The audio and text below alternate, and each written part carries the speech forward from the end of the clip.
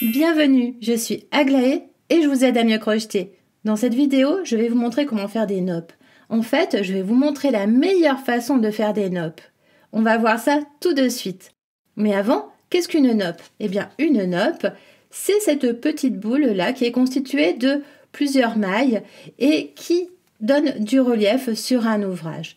L'envers reste plat, tandis que sur l'endroit, on a un joli relief. Soit on fait des noppes de temps en temps, comme ici j'ai fait quelques noppes, mais vous voyez qu'on a un fond de bride, soit vous pouvez aussi faire un ouvrage totalement en noppes, pourquoi pas une housse de coussin, une couverture qui serait entièrement en noppes comme ça, regardez comme c'est joli. Sur l'envers, on est bien avec un travail qui reste plat. Alors comment faire une noppe? Et d'abord pourquoi je vous dis une noppe, une façon de faire géniale? Ici, j'ai fait la noppe classique. Ici, ce sont des noppes classiques.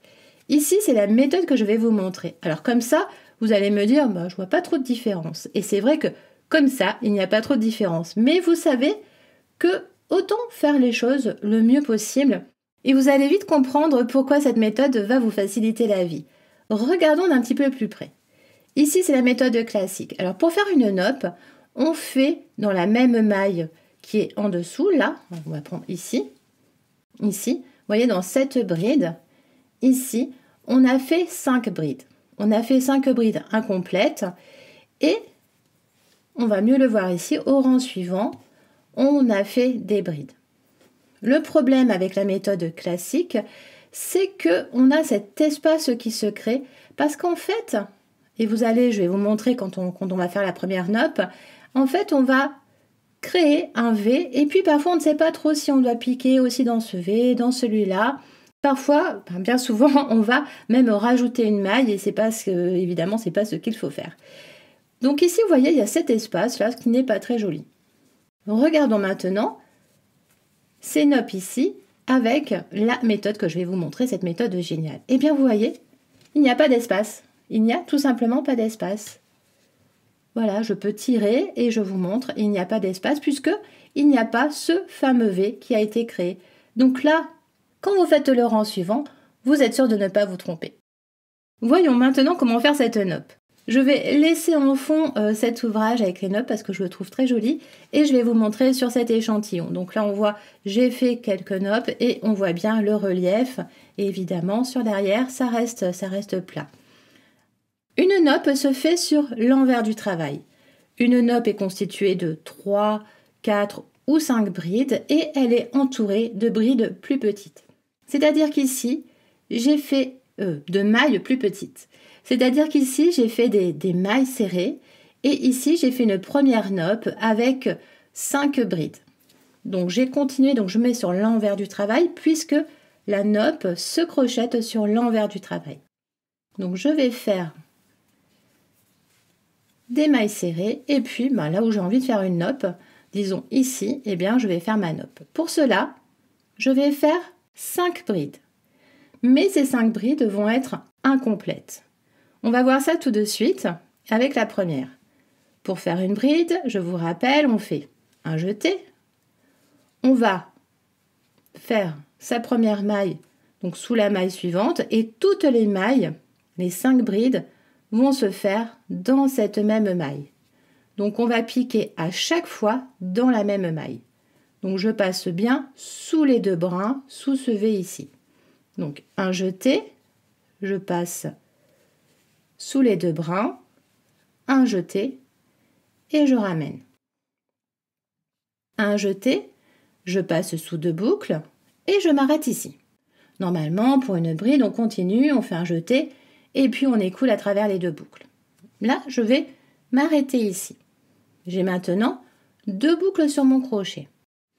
Et je vais faire une deuxième bride. Le principe va être le même. À chaque fois, on va s'arrêter au niveau, on va pas faire la dernière étape. Alors, je fais un jeté, je pique mon crochet exactement au même endroit, je fais un jeté, je ramène à travers la maille. Ici, je fais un jeté et je ramène à travers les 2 premières boucles et je m'arrête ici. J'ai fait 2 brides incomplètes et j'ai 3 boucles. Pourquoi? Puisque j'ai la boucle de départ, la boucle de ma première bride incomplète, la boucle de la deuxième bride incomplète. Je continue de la même façon jusqu'à avoir fait mes 5 brides incomplètes. Je fais la troisième, je passe à travers 2 boucles et j'ai maintenant 4 boucles sur le crochet. Je poursuis avec la quatrième bride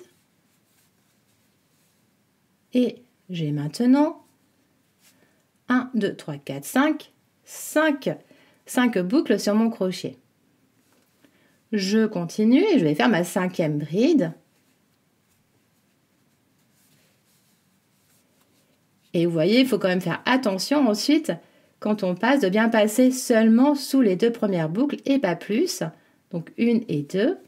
Et maintenant, je vérifie, est-ce que j'ai bien 6 boucles sur mon crochet? Oui. J'ai la boucle de départ, la boucle de la première bride, la deuxième, la troisième, la quatrième et la 5e. Maintenant, ce que je vais faire un jeté. Et je vais passer donc ce jeté à travers toutes les boucles. Je vais écouler à travers toutes les boucles. Donc, j'écoule à travers toutes les boucles. Ici, pour avoir une plus jolie nappe, je vais un petit peu serrer, un petit peu basculer mon travail sur la droite ou sur la gauche si vous regardez la vidéo pour les personnes gauchères. Et je vais un petit peu pousser comme ça, un petit peu pousser, vous voyez, vers l'endroit du travail. Dans la méthode classique, la méthode traditionnelle, on fait une maille en l'air, c'est-à-dire qu'on fait un jeté et puis on ramène à travers la boucle. Et ensuite, on poursuit son rang, c'est-à-dire qu'on va faire une maille serrée dans la maille suivante. Ça, c'est la méthode traditionnelle. Quand on fait ça, regardez ce qu'il se passe. En fait, on se retrouve avec 3 V. On se retrouve avec 2 V, les 2 boucles ici. On peut parler de V, c'est plus facile. On a 2 V qui correspondent à la nappe, puisqu'on a ce qui correspond aux brides, et puis on a cette maille en l'air. Et ensuite ici, on a la maille serrée qu'on vient de faire. Donc on se retrouve avec 2 V. Et quand on est sur le rang retour, on ne sait pas toujours où piquer. Et c'est pourquoi on se retrouve avec cet espace que je vous ai montré précédemment. Pour éviter cela, je reviens en arrière. Je viens d'écouler donc à travers les 6 boucles des brides.